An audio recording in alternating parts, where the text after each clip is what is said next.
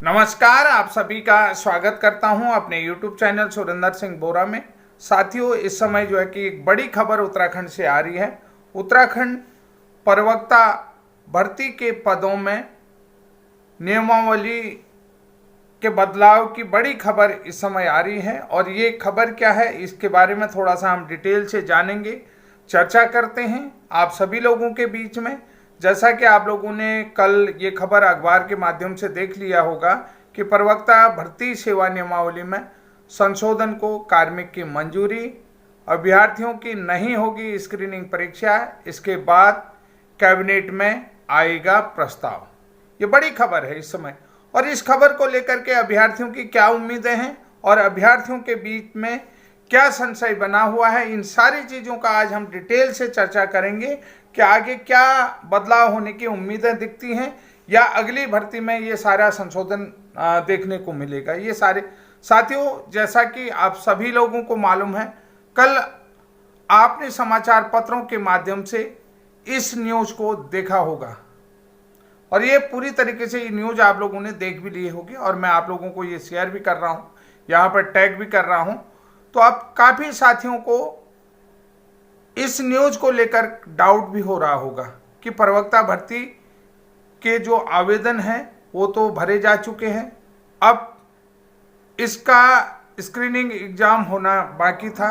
आप सभी लोगों को पता है कि जो आवेदन तो आप लोगों ने भरे लिए हैं, अब केवल इसका स्क्रीनिंग एग्ज़ाम होता और सभी लोग जो है कि स्क्रीनिंग की तैयारी भी कर रहे थे और स्क्रीनिंग की तैयारी में लगे हुए थे। इसका मतलब है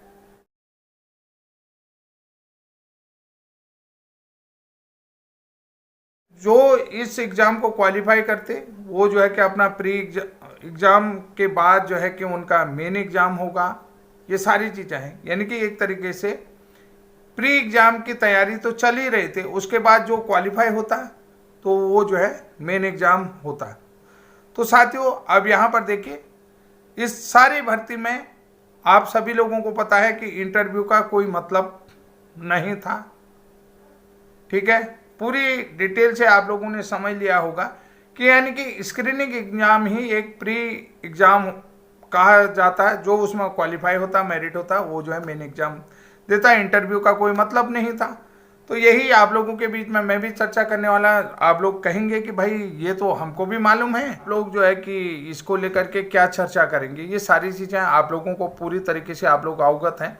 लेकिन हम देखिए ना, कुछ जो कन्फ्यूजन वाले पॉइंट हैं, उन कन्फ्यूजन वाले पॉइंटों को आपके सामने में लाने का एक छोटा सा प्रयास कर रहे हैं, क्योंकि आप सभी लोग जो हैं कि बुद्धिजीवी लोग हैं, विशेषज्ञ लोग हैं और आप अच्छी तरीके से अपनी एग्ज़ाम की तैयारी कर रहे हैं।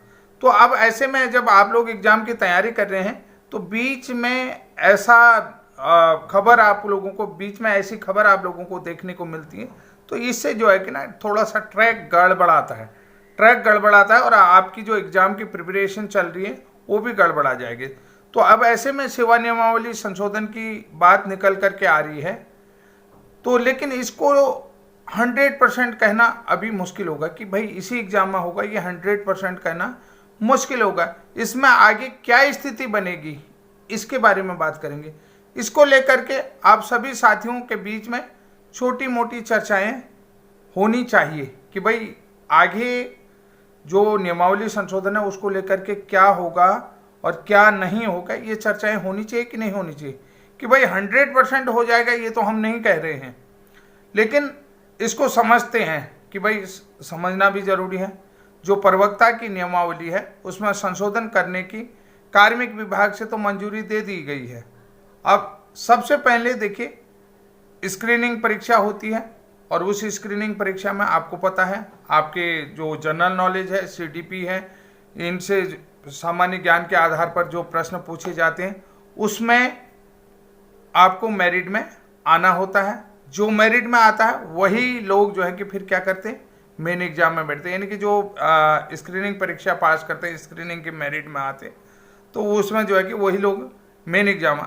अगर स्क्रीनिंग में जो अभ्यर्थी मेरिट में नहीं आता है तो वो आप जो है कि मेन एग्जाम के लिए क्वालिफाई नहीं होते, चाहे अब आपके पास सब्जेक्ट का नॉलेज कितना ही भी हो। ये एक मेन प्रॉब्लम है कि भाई आपके पास सब्जेक्ट का नॉलेज कितना है, क्योंकि आप जो है कि स्क्रीनिंग पास नहीं कर पाए तो आप मेन एग्जाम नहीं दे पाएंगे, तो आप मेन एग्जाम के लिए क्वालिफाई नहीं है।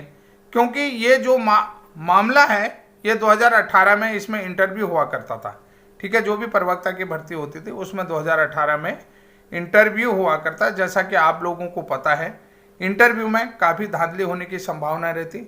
इसी के चलते देखा गया कि जो लोग टॉप 10 टॉप 3 में आ रहे हैं वो लोग जो है कि इंटरव्यू में बाहर हो रहे थे। वो लोग क्या हो रहे थे, इंटरव्यू में बाहर होते।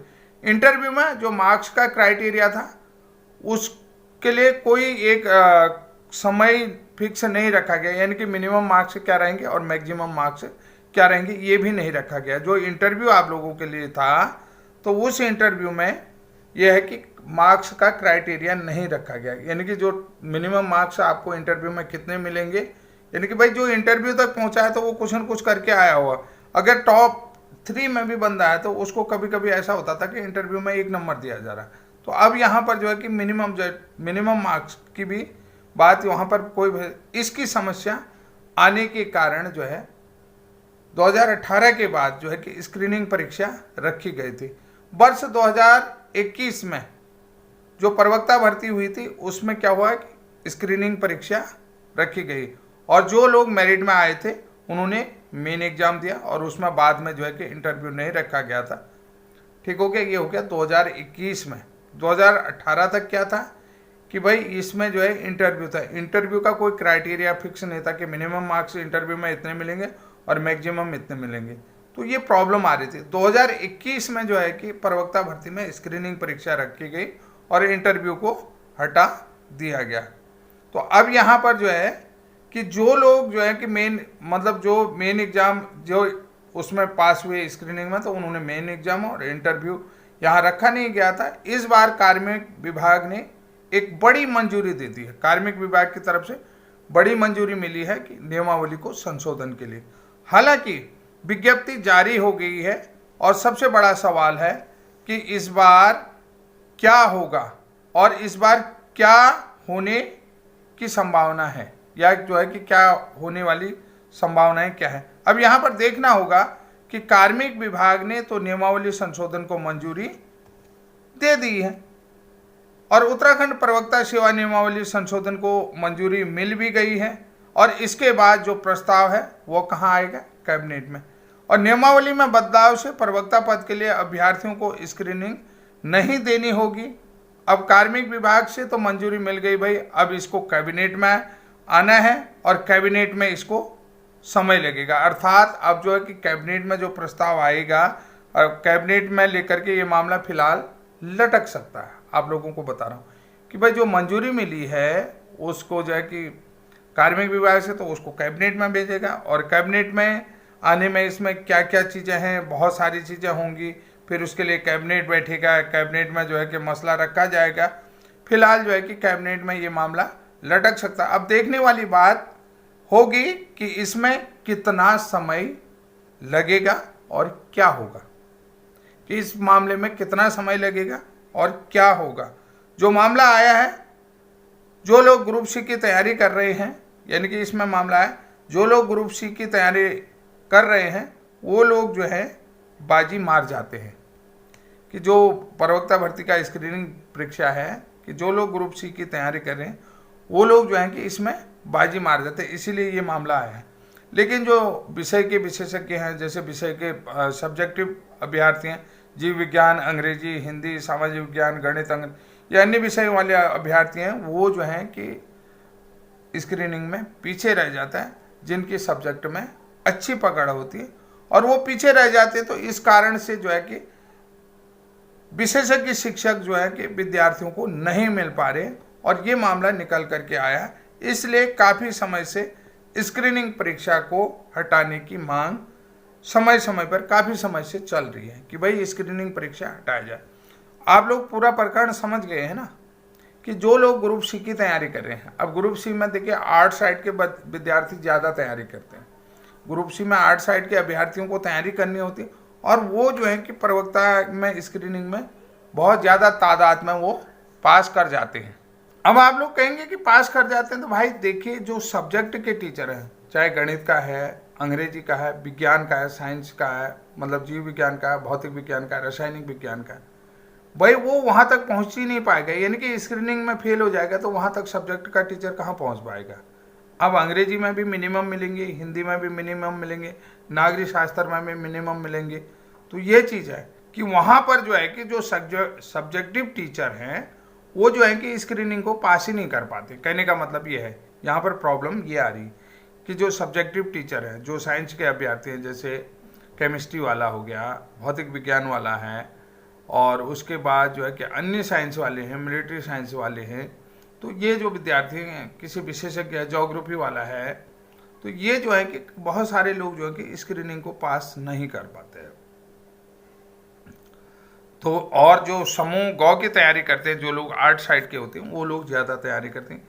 तो कहने का मतलब है जो विषय के विशेषज्ञ हैं वो स्क्रीनिंग परीक्षा पास नहीं कर पाते, इसलिए जो है कि स्क्रीनिंग परीक्षा को हटाना जरूरी था, ताकि अभ्यर्थी को मैथ्स वाले को मैथ्स का, केमिस्ट्री वाले को केमिस्ट्री का, और भौतिक विज्ञान वाले को भौतिक, फिजिक्स वाले को फिजिक्स का, इस तरीके से जो है कि सब्जेक्ट के अभ्यर्थी सीधे जो है कि अपने विषय का एग्जाम दे पाए, इसलिए स्क्रीनिंग हटानी जरूरी थी। अब इसको लेकर के राज्य आंदोलनकारी रविंद्र जुगरान ने जो है कि एक मुहिम जारी की थी, और उन्होंने बताया कि छात्र हित को देखते हुए स्क्रीनिंग परीक्षा को हटा दिया जाना चाहिए, और स्क्रीनिंग परीक्षा की वजह से ही विभाग को विषय विशेषज्ञ शिक्षक नहीं मिल पा रहे हैं।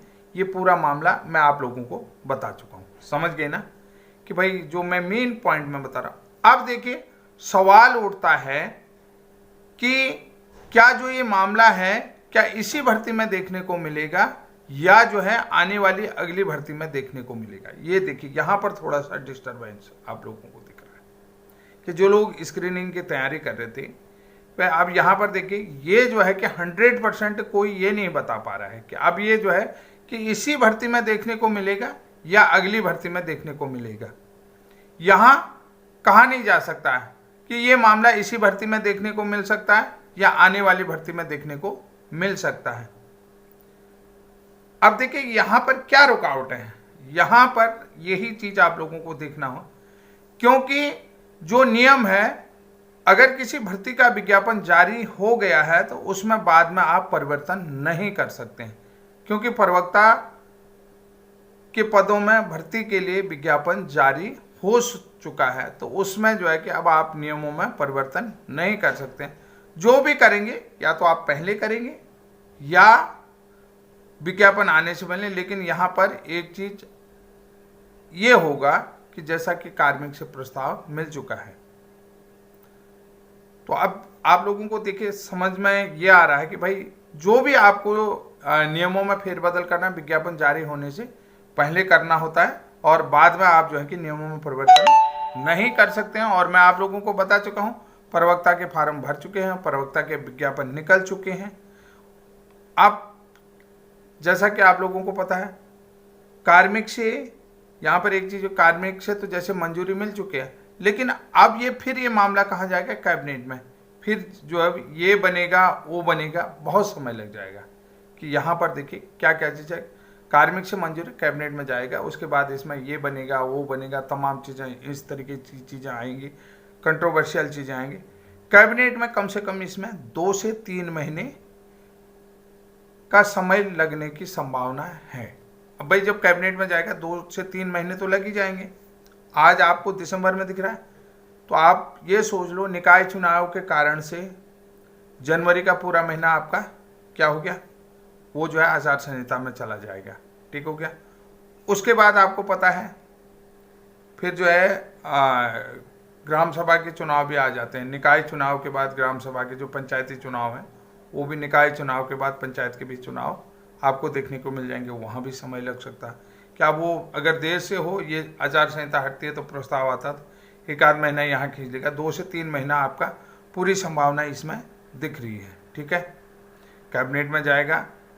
अब देखिए 2 से 3 महीने, अगर यह सब इसी भर्ती में होगा कि भाई ये सारी चीज़ें इसी भर्ती से लागू होंगे, तो भर्ती को लंबा लटकने की पूरी संभावनाएं हैं, क्योंकि भाई इसी भर्ती में होगा। देखिए अब आपको पता है कि कैबिनेट से नियम बनाया जाएगा, नियम संभावनाएं ये सारी चीज़ें, क्योंकि विधायिका को कानून बनाने का अधिकार है।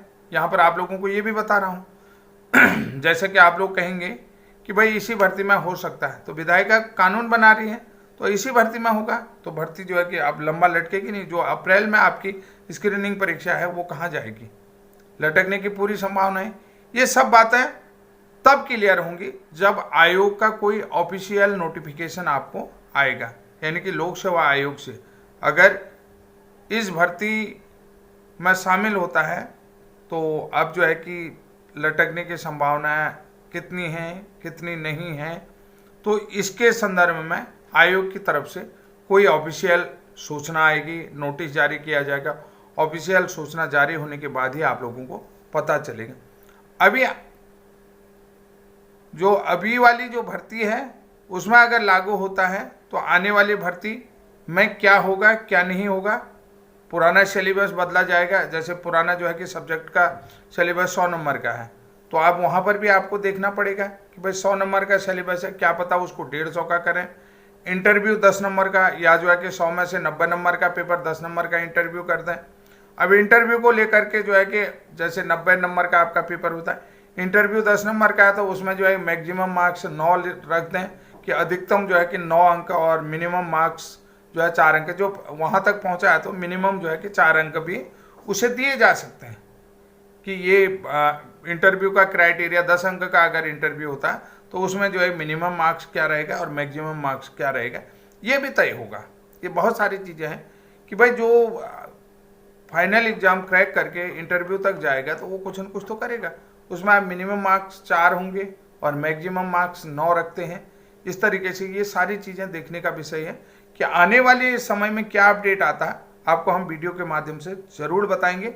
आप लोग बने रहें, क्योंकि आशा करता हूं कि ये सारी चीज़ें आप लोग समझ गए होंगे और बेहतर ढंग से मैंने समझाने का प्रयास किया है साथियों, और आप लोग समझ भी गए कि किस तरीके से ये जो है कि अगर इसी भर्ती में लागू होता है तो भर्ती देर से जाती, अगर अगली भर्ती में होता है तो तब तो स्क्रीनिंग परीक्षा आपकी अप्रैल में ही हो जाएंगी। ये संभावनाएं पूरी तरीके, ये सारी चीज़ें तब क्लियर होंगी जब जो है कि आयोग की तरफ से कोई ऑफिशियल लेटर या ऑफिशियल सूचना जारी की जाती है कि ये कब से जारी होगा, इस भर्ती में होगा या अगली भर्ती में। आयोग के ऑफिशियल लेटर को जारी होने का इंतजार करें, आयोग आपको क्या सूचना देता है और इस पेपर को लेकर के क्या सूचनाएं देता है। तो साथियों आज के लिए इतना ही, तब तक के लिए जय हिंद, जय उत्तराखंड।